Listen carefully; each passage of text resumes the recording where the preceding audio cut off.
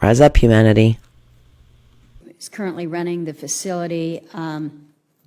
I've mentioned that it's our understanding through the president of UAF that the plans are to move forward and demolish the facility this summer. So the question to you is that accurate? Can you explain why? And then perhaps to both you and Mr. Schaefer, is there any benefit in exploring a potential relationship with the University of Alaska to perhaps take over the HARP?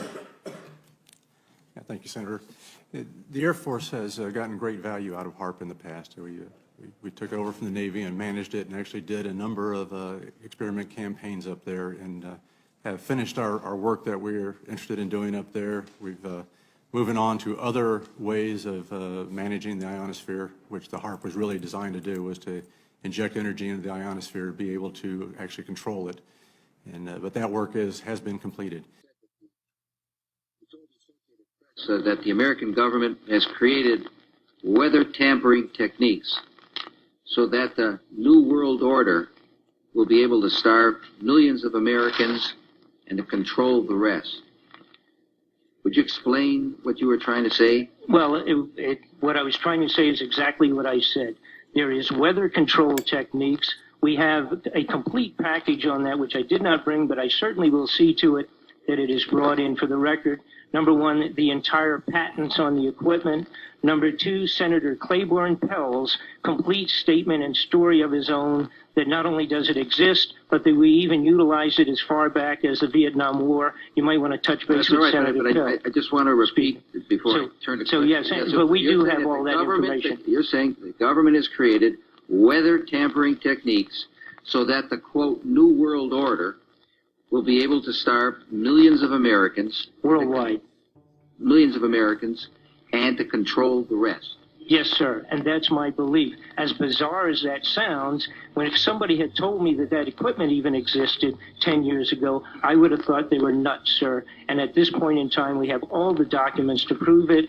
And if you think that 85 tornadoes takes place in the middle of our growing area by simultaneous accident, I'm sorry. With the equipment that's already set up internationally, and as bizarre as that is, it is proven and documented. We will supply you with those documents. As bizarre as that is, I would say that weather wars, and this is quoting actually Senator Claiborne Pell himself, that they are the greatest weapon ever created in the world, and that's the Senator's own statement. So yes, I do stand on that. Thank you, Mr. Fletcher. Thank you, Mr. Chairman. Thank you very much, sir. What is this technology? Essentially, we're drawing oceanic rain systems that exist over the oceans into geographic targets, into our agricultural areas. The technology uses electromagnetics, so we're not interfering with the atmosphere or with the environment. We're not damaging it. We're not using chemicals fired through rockets like other technologies use.